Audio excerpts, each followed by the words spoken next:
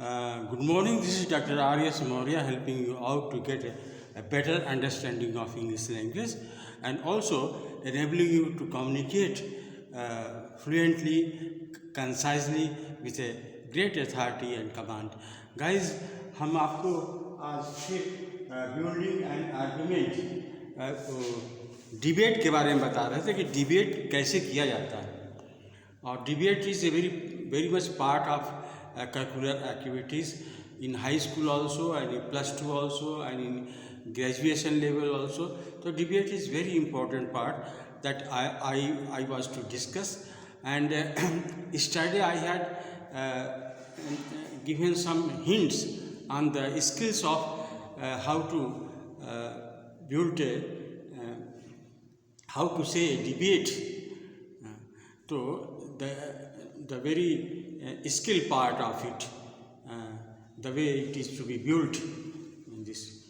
Today, what I am going to teach you is building an argument.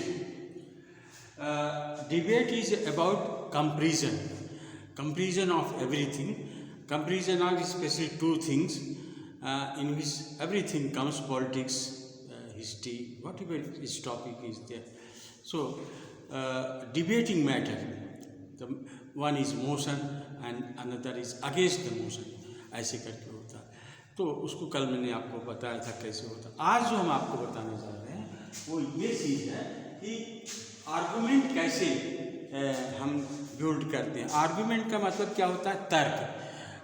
क्योंकि जब हम बहस करते हैं तो उसमें तर्क होता है, चाहे वकील बहस कर रहा हो या पार्लियामेंट में कोई एमपी बहस कर रहा हो या असेंबली में एमएलए. तो ये सब क्या है? ये बहस में आर्गुमेंट देते हैं. आर्गुमेंट मतलब ये तर्क देते हैं. तो जो आर्गुमेंट होता है वो तीन चीज़ से मिलकर बनता है. आर्गुमेंट जो है तीन चीज़ से मिलकर बनता है. पहली चीज जो होता है क्लेम, इसको कहते हैं क्लेम. क्लेम मतलब होता है कि हम इस चीज़ पर क्लेम कर रहे हैं, इस चीज़ पर मेरा दावा है, इस चीज़ पर मेरा दावा है. इसको असर्शन भी कहते हैं. असर्शन, मानी हुई चीज़, असर्शन. तो क्लेम कहते हैं असर्शन. असर्शन एक तरह का स्टेटमेंट होता है जिसको हमको प्रूव करना पड़ता है. Assertion is a kind of statement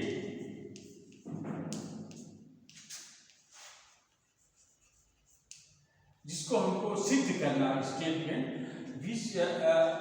which we have to prove.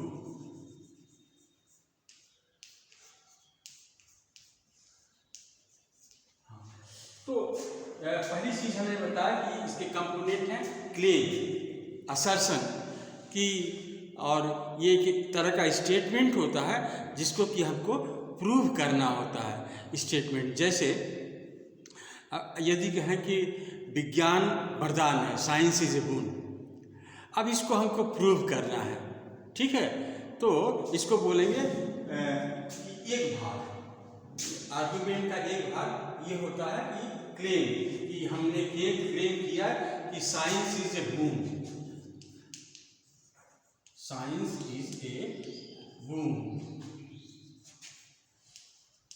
विज्ञान एक वरदान है, इसको हमको प्रूव करना है. दूसरा पार्ट होता है इसका किसका, जो हम डिबेट जो इसका ये होता है व्हाट आई से आर्गुमेंट का दूसरा पार्ट होता है रीजन.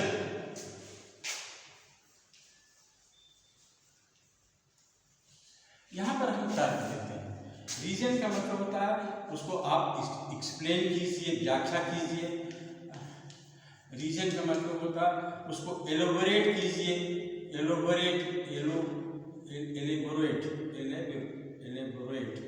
हाँ, उसको आप बढ़ा करके बताइए, एलोबोरेट. और इसका मतलब होता है एक्सप्लेन, एलोबोरेट. और क्या होता है? Yes, we have to explain, elaborate or describe ये डिस्क्राइब करना पड़ता है, इसमें डिस्क्राइब करना पड़ता है। क्या डिस्क्राइब करना पड़ेगा?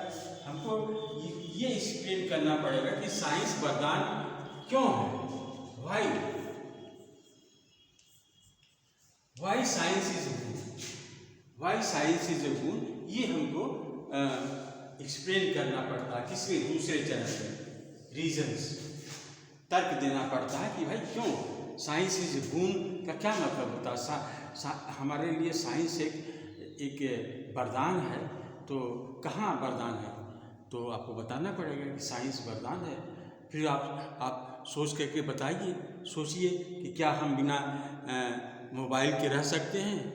क्या बिना हम इंटरनेट के रह सकते हैं? क्या बिना हम फ़ोन के रह सकते हैं? तो नहीं रह सकते। अगर आपके पास फ़ोन नहीं है, आपके पास कनेक्शन नहीं है, इंटरनेट नहीं है, तो आप जिंदा नहीं रह सकते। फ्रिज नहीं है, गाड़ी नहीं है, हवाई जहाज नहीं है, तो आप जिंदा नहीं रह सकते। तो ये क्या है? Science is a good. आपको ये सब साबित करना पड़ेगा कि नहीं, ये साइंस तो बिल्कुल एकदम हमारे लिए ज़रूरी क्या हो गया कि ये science has become a part of life and it has become so indistinguished part of life कि that we can not separate science from us. हमको पता नहीं चलता कि हम साइंस क्या चीज़ है। अभी हम वीडियो बना रहे हैं तो क्या ये साइंस ही है? अभी हम इसको लोड करेंगे, ये भी साइंस है। तो साइंस हर जगह है और science plays a very very important role in life of modern man. तो ये चीज़ को हमको साबित करना है, उसको व्याख्या करना है, इसको एलोबरेट करना है और उसको डिस्क्राइब करना है। और तीसरी चीज़ जो हमको बतानी होती है वो बतानी होती एविडेंस। एविडेंस मतलब होता है, एविडेंस का कहाँ नाम सुने हैं आप? कोर्ट कचहरी में एविडेंस देना, एविडेंस। तीसरा होता है एविडेंस, सबूत दीजिए। आपको सबूत देना पड़ेगा भाई कि जो हम कह रहे हैं वो सही कर रहे हैं। सबूत देने के लिए क्या कीजिएगा? आप उसको बताइएगा, एक उसके जो गुण है वो उसको एक एक करके गिनाइएगा। Counting of wonders of science,